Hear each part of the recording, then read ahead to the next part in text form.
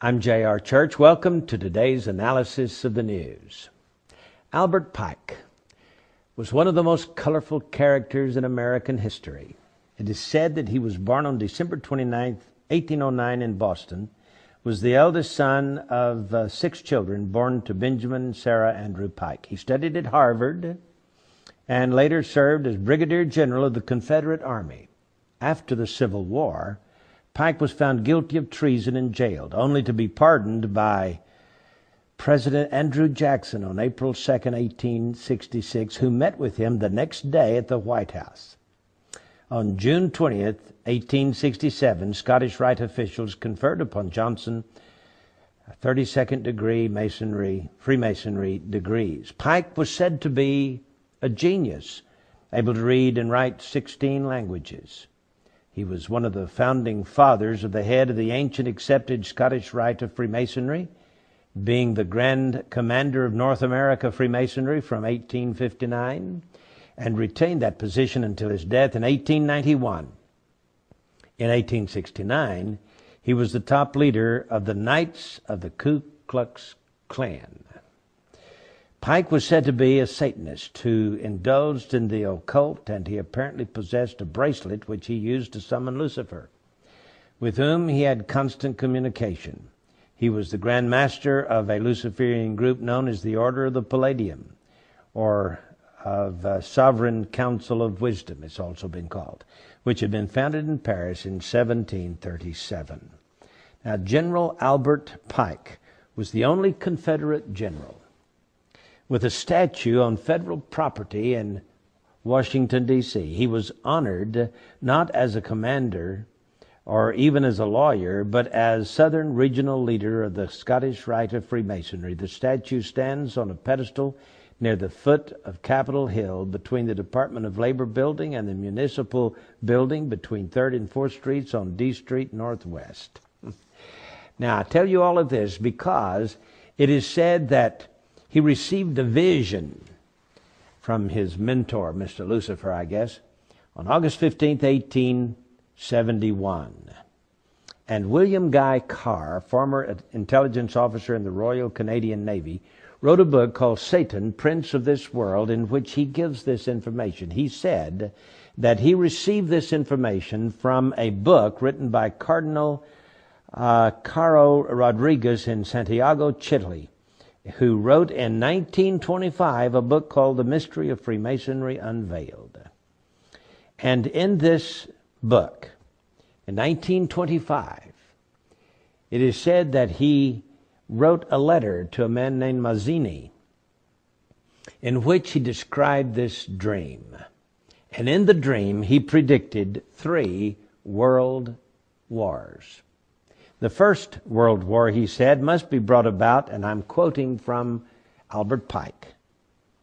The First World War must be brought about in order to permit the Illuminati to overthrow the power of the czars in Russia and of making that country a fortress of atheistic communism.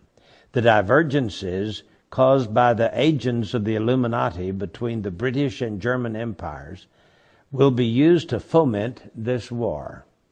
At the end of the war, communism will be built and used in order to destroy the other governments and in order to weaken the religions. Now, students of history will know that Otto von Bismarck forged certain alliances between 1871 and 1898, which brought about this war, this World War I.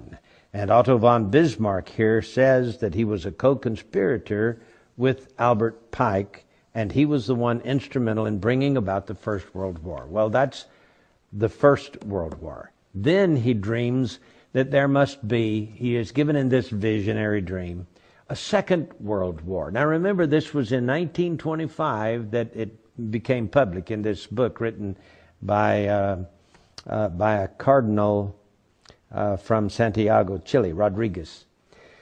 He says, quote, "The Second World War must be fomented by taking advantage of the differences between the fascists and the political Zionists. This war must be brought about so that Nazism is destroyed and that the political Zionism will be strong enough to institute a sovereign state of Israel in Palestine. During the Second World War, international communism must become strong enough in order to balance Christendom, which would then be restrained and held in check until the time when we would need it for the final social cataclysm. Well, there are some who may argue that the terms Nazism and Zionism were not known in 1871. You should remember, however, that the Illuminati invented both of these movements. In addition, communism as an ideology and as a coined phrase originates in France during the Revolution. In 1785, Restif coined the phrase 4 years before the Revolution broke out. Restif and Babeuf, in turn, were influenced by Rosé, as was the most famous conspirator of them all, Adam Weishaupt.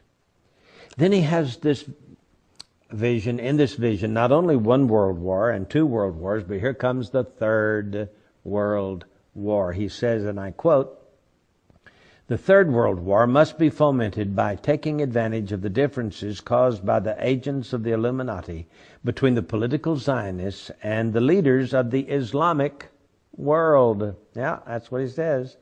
The war, this was 1925. Please understand that.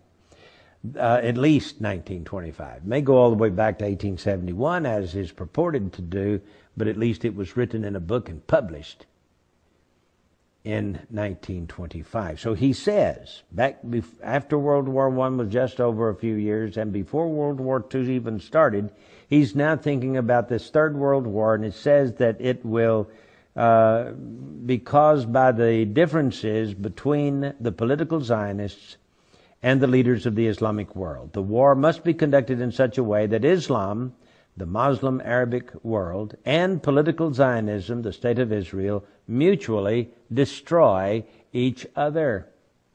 That's what it says. Meanwhile, the other nations, once more divided on this issue, will be constrained to fight to the point of complete physical, moral, spiritual, and economic exhaustion. We shall unleash the nihilists and the atheists, and we shall provoke a formidable social cataclysm in which, in all its horror, will show clearly to the nations the effect of absolute atheism, origin and savagery, and of the most bloody turmoil. So he's against Christianity and he's against atheism. They're supposed to fight each other to the death, you see. Then, he says, everywhere the citizens obliged to defend themselves against the world minority of revolutionaries will exterminate those destroyers of civilization and the multitude, disillusioned with Christianity, whose deistic spirits will from that moment be without compass or direction, anxious for an ideal, but without knowledge where to render its adoration, will receive the true light through the universal manifestation of the pure doctrine of Lucifer. That's what he says. Brought finally out in the public view. So he's saying that Lucifer will finally make himself, the good guy. He's going to save the world from these atheists who don't believe in deity and from these Christians who believe in the good God. Well, so it says, this manifestation will result in the general reactionary movement which will follow the destruction of Christianity and atheism, both conquered and exterminated at the same time. Well, now, I don't know if it's true, but I can tell you that it sure has played into what is being carried on in the Middle East today. And it looks like everything from World War I and World War II, with the development of the State of Israel, and with the Zionist movement and the communist movement and the atheist movement, and the peppering down of persecution on the Christians of this world, it looks like that may be Lucifer's attempt at annihilation of us all, so that Lucifer will appear in the form, of course, of what the Bible calls the Antichrist, and establish peace on earth for mankind. I got news for all those Illuminatists. Their little plan will only last for 3.5 years and will be destroyed by the second coming of Jesus Christ himself, who, by the way, is going to take all of us Christians out of this world before the 7 years sets in, before this Luciferian ideal can capture the imaginations of people on planet Earth. There won't be a fight between Christianity and atheism, because we will be gone. But the atheists, they might meet their demise at the hands of the Antichrist when he introduces Lucifer, his old pal. I can tell you this, they're all going to be thrown into the lake of fire. So says the Word of God, and I believe it from cover to cover. I'm J.R. Church. We'll see you again tomorrow with our analysis of the news.